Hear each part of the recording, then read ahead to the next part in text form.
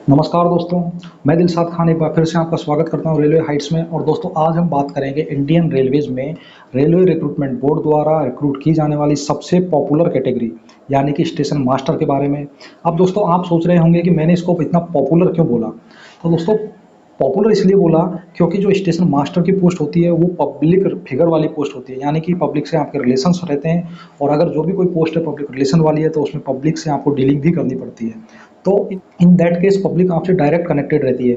तो अगर पब्लिक को कुछ प्रॉब्लम है तो वो सीधे आपके पास जा सकती है। तो दोस्तों इस तरीके से जॉब किसी अदर जॉब की कंपैरिजन में ज़्यादा पॉपुलर हो जाती है।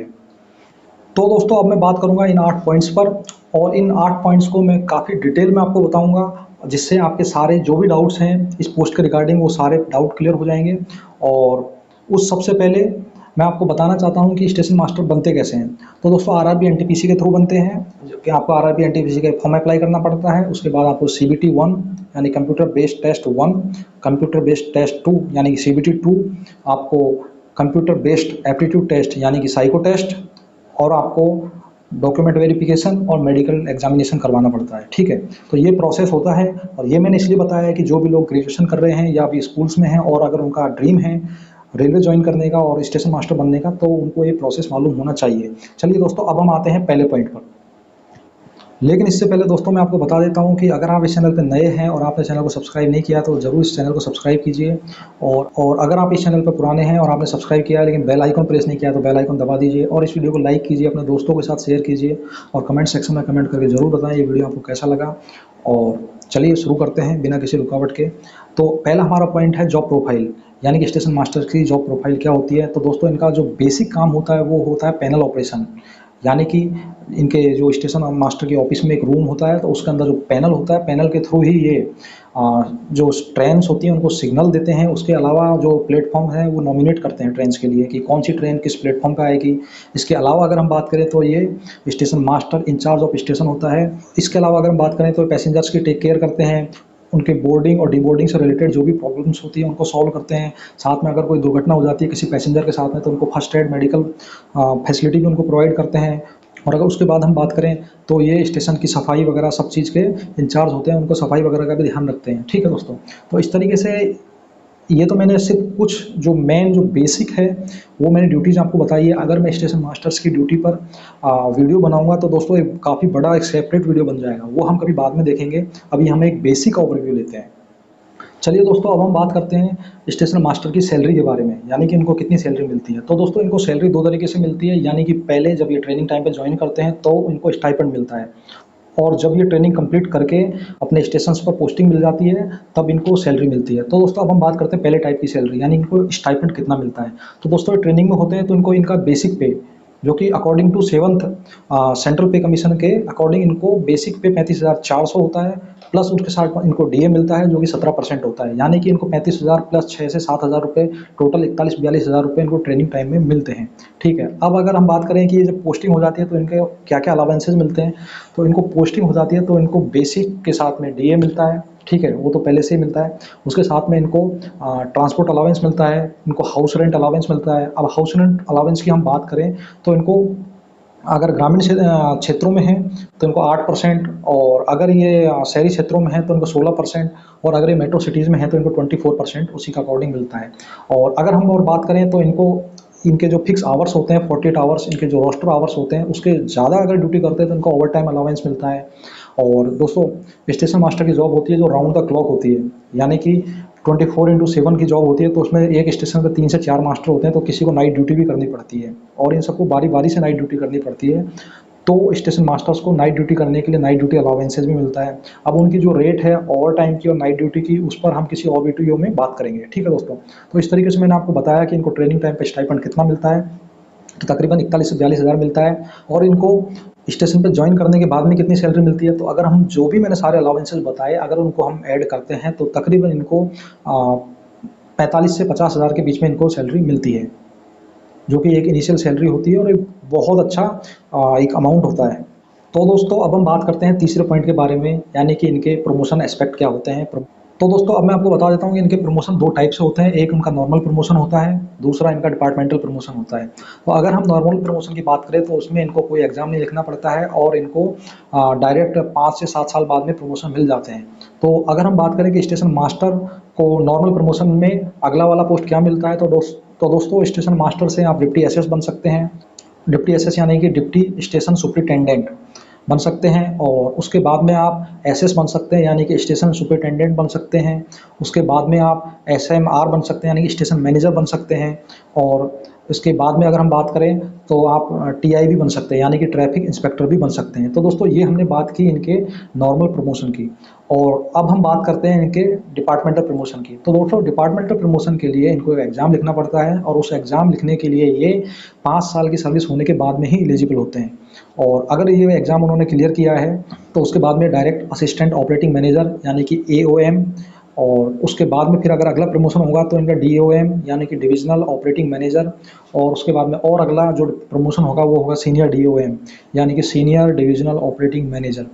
तो दोस्तों जो सीनियर डीओएम होते हैं वो डिवीज़न के ऑपरेटिंग डिपार्टमेंट के हेड होते हैं, ठीक है। तो इस तरीके से मैंने आपको बताया दोनों प्रमोशन एस्पेक्ट, नॉर्मल प्रमोशन और डिपार्टमेंटल प्रमोशन। चलिए दोस्तों अब हम बात करते हैं इनकी पोस्टिंग लोकेशन की, यानी कि हमारा फोर्थ पॉइंट होगा पोस्टिंग। तो दोस्तों अब मैं आपको बता देता हूँ कि रेलवे जो स्टेशन होते हैं वो ग्रामीण क्षेत्रों में भी होते हैं, टाउन्स में भी होते हैं, सिटीज़ में भी होते हैं और मेट्रो सिटीज़ में भी होते हैं। तो दोस्तों इसी तरीके से इनको जो स्टेशन मास्टर्स होते हैं, इनको जो ट्रेनिंग करके आते हैं, इनको कहीं पर भी पोस्टिंग दी जा सकती है, ठीक है दोस्तों। तो इस तरीके से, और वो जो सिटीज़ जिनमें इनको पोस्टिंग दी जाती है उसी के अकॉर्डिंग इनको एचआरए मिलता है 8%, 16%, 24%, जैसा कि मैं ऑलरेडी आपको बता चुका हूँ। तो आप अगर स्टेशन मास्टर बन रहे हैं तो आपको कहीं पर भी पोस्टिंग दी जा सकती है, इसलिए आप तैयार रहें। तो दोस्तों अब हम बात करेंगे अगले पॉइंट के बारे में, यानी कि ट्रांसफ़र। अब मैं आपको ऑलरेडी बता चुका हूँ कमर्शियल अप्रेंटिस वाले वीडियो में, अगर आपने वो वीडियो नहीं देखा है तो आप जाके वो वीडियो देखिए जिसमें आपको कमर्शियल अप्रेंटिस के बारे में पूरी जानकारी मिलेगी। चलिए मैं आपको फिर से बता देता हूँ कि ट्रांसफ़र आपके 3 तरीके से हो सकते हैं। पहला आपका म्यूचुअल ट्रांसफ़र हो सकता है, दूसरा टाइप होगा आपका ऑन रिक्वेस्ट हो सकता है, और तीसरा टाइप होगा आपका स्पाउस ग्राउंड पर हो सकता है। तो दोस्तों मैं आपको बता देता हूँ म्यूचुअल ट्रांसफ़र के लिए आपको दूसरे जोन के किसी भी जो कैंडिडेट है जो आपके जोन में आना चाहता है उनके साथ में म्यूचुअल ट्रांसफ़र करवाना पड़ता है। इससे आपको वो जोन मिल जाएगा और जो दूसरे कैंडिडेट हैं उनको आपका वाला जोन मिल जाता है। तो ये तो हो गया आपस में पारस्परिक यानी कि म्यूचुअल ट्रांसफ़र, ठीक है। अब हम बात करते हैं ऑन रिक्वेस्ट ट्रांसफ़र की। दोस्तों ऑन रिक्वेस्ट ट्रांसफ़र को वन वे ट्रांसफ़र भी कहते हैं। तो इसमें आपका कोई म्यूचुअल नहीं होता है, लेकिन जब आप 5 साल सर्विस कंप्लीट कर लेते हैं आपके जिस भी जोन में आपकी पोस्टिंग हुई है, तब आप अपने होम जोन के लिए जो आपके घर के नियर में है आप वहाँ पर ऑन रिक्वेस्ट लगा सकते हैं, और उसके 1 या 2 साल बाद में आपको पोस्टिंग मिल जाती है, ठीक है, अपने घर के पास में, ठीक है। और अगर हम बात करते हैं आखिरी यानी कि तीसरे ट्रांसफ़र एस्पेक्ट के बारे में, तो वो है स्पाउस ग्राउंड पे, यानी कि आपकी वाइफ और आपके हस्बैंड जो भी कोई दूसरे डिपार्टमेंट में या स्टेट गवर्नमेंट में अगर जॉब कर रहे हैं तो आप उनके बेसिस पर भी अपना ट्रांसफ़र करवा सकते हैं। ये ट्रांसफ़र तकरीबन 6 से 8 महीने या साल भर में कंप्लीट हो जाता है, ठीक है दोस्तों। तो हमने 3 तरीके के ट्रांसफ़र के बारे में बात की।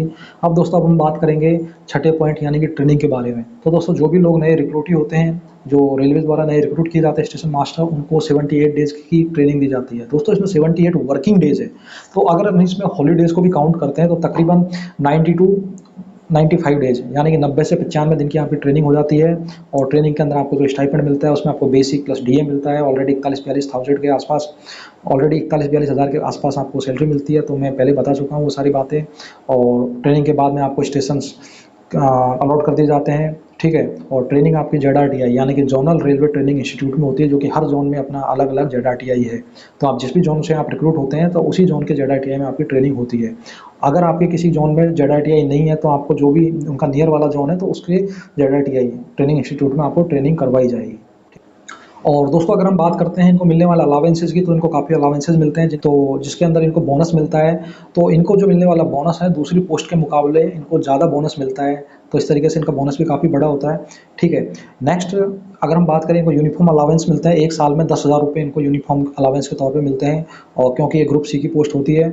और अगर इन्होंने 48 आवर्स यानी इनके जो रोस्टर आवर्स से ज़्यादा ड्यूटी की है तो इनको ओवर टाइम अलावेंस मिलता है।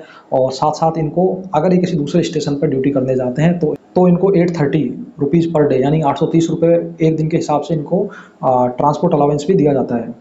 अब हम बात करें इनको रेलवे द्वारा दी जाने वाली फैसिलिटी की, तो दोस्तों इनको ज्वाइनिंग से और 5 साल तक के लिए इनको रेलवेज़ की तरफ से फर्स्ट क्लास पास दिया जाता है और इनको साथ में 3 पीटीओ दिए जाते हैं जो कि 1 साल के लिए वैलिड होते हैं। ठीक है, अगले साल इनको फिर से एक पास जो फर्स्ट क्लास होता है और 3 पीटीओ इनको प्रोवाइड करा दिया जाता है। तो इस तरीके से 5 साल तक इनको इतना मिलता है। ठीक है, और 5 साल के बाद में इनको पास की संख्या 1 से बढ़ाकर 3 कर दी जाती है और पीटीओ कंटिन्यू रहते हैं। ठीक है दोस्तों, तो इस तरीके से 5 साल बाद में इनको 3 पास मिलते हैं फर्स्ट क्लास और पीटीओ इनके कंटिन्यू रहते हैं। ठीक है, अब हम बात करते हैं इनको मेडिकल फैसिलिटी की। तो दोस्तों रेलवेज की तरफ से दी जाने वाली मेडिकल फैसिलिटी काफ़ी अच्छी फैसिलिटी है और मेडिकल फैसिलिटी के लिए आपको रेलवे हॉस्पिटल में भी ट्रीटमेंट मिलेगा। और अगर कोई फैसिलिटी रेलवे हॉस्पिटल में अवेलेबल नहीं है और रेलवे हॉस्पिटल अगर आपको रेफर करता है किसी दूसरे प्राइवेट हॉस्पिटल में, तो उसमें जो भी बिल बनता है उसको रेलवे पे करता है। तो अगर मैं आपको सिंपल शब्दों में कहूँ कि रेलवेज की तरफ से दी जाने वाली मेडिकल फैसिलिटी बहुत अच्छी फैसिलिटी है और इसमें आपको आपकी फैमिली यानी कि आपकी वाइफ, आपके बच्चे और जो भी आप पर डिपेंडेंट है, आपके पेरेंट्स, तो उनको भी इसमें ट्रीटमेंट मिलता है। ठीक है, अब हम बात करेंगे बच्चों के एजुकेशन फैसिलिटी के बारे में। तो इनको बच्चों के लिए हर साल 27,000 रुपये पर बच्चे के हिसाब से आपको मिलते हैं, यानी कि 27 + 27 टोटल 54,000 2 बच्चों के लिए आपको मिलते हैं। अगर आपके 2 से ज़्यादा बच्चे हैं तो नहीं, आपको सिर्फ 2 बच्चों के लिए ही आपको एजुकेशन अलाउंस मिलेगा और वो एक साल में 54,000 होता है, यानी 27,000 एक बच्चे का, 27,000 दूसरे बच्चे का। ठीक है दोस्तों, तो इस तरह हमने काफ़ी सारे फैसिलिटीज़ के बारे में बात की और दोस्तों रेलवे द्वारा दी जाने वाली फैसिलिटीज़ काफ़ी ज़्यादा हैं। तो इसलिए अगर आप तैयारी कर रहे हैं रेलवे की तो आप आइए, आपको काफ़ी अच्छी फैसिलिटीज़, काफ़ी अच्छा माहौल देखने को मिलेगा रेलवेज में। चलिए दोस्तों, अब हम बात करते हैं 8वें और आखिरी पॉइंट के बारे में। तो मैंने आपको ऑलरेडी बताया कि स्टेशन मास्टर्स को छोटे स्टेशन पर भी पोस्टिंग मिलती है, जो मीडियम टाइप के स्टेशन होते हैं उन पर भी पोस्टिंग मिलती है और जो बड़े स्टेशन होते हैं उन पर भी मिलती है। लेकिन दोस्तों जैसा मैं आपको एक बार फिर बोल देता हूँ कि स्टेशन मास्टर्स को जो छोटे स्टेशन होते हैं वहाँ पर एक बार में एक ही स्टेशन मास्टर काम करते हैं और जो बहुत बड़े स्टेशन होते हैं वहाँ पर एक बार में एक से ज़्यादा स्टेशन मास्टर्स भी काम करते हैं।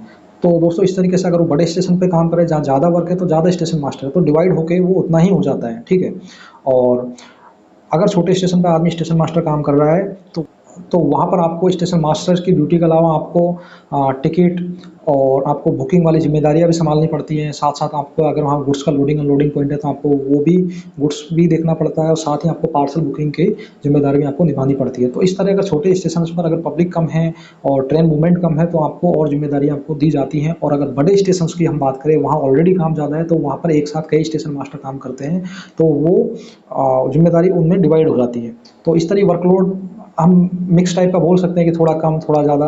बाकी अगर हम बात करें तो ओवरऑल ठीक है। ठीक है दोस्तों, तो इस तरीके से। और अगर हम बात करें हॉलीडेज़ की तो इनको हॉलीडेज़ साल में कम से कम 50 से 60 हॉलीडेज़ मिल जाते हैं, जिनमें आपको CL, LAP, LHAP और बहुत सारी NH, तो ये सारे मिल जाते हैं। तो ये हम किसी और वीडियो में बात करेंगे। और इनको जो रेस्ट होता है वो रेस्ट इनको हफ्ते में किसी भी एक दिन मिल जाता है। लेकिन दोस्तों अगर हम बात करें और ऑफिशियल जॉब्स की जिनमें आपको सैटरडे संडे ऑफ मिलता है या फिर किसी जॉब में आपको सिर्फ संडे ऑफ मिलता है, लेकिन ऐसा इसमें नहीं है कि आपको सैटरडे या संडे ऑफ मिलेगा, लेकिन आपको वीक में एक रेस्ट जरूर मिलेगा, वो आपका कंपलसरी है। वो वीक में आपको मंडे टू लेकर सैटरडे कभी भी आपको मिल सकता है। तो दोस्तों वो ऐसा कोई इशू नहीं है लीव का, आपको वीक में एक हॉलीडे मिलेगा, आप संडे को मिले या फिर कभी मिले, कोई प्रॉब्लम नहीं है उस चीज़ की।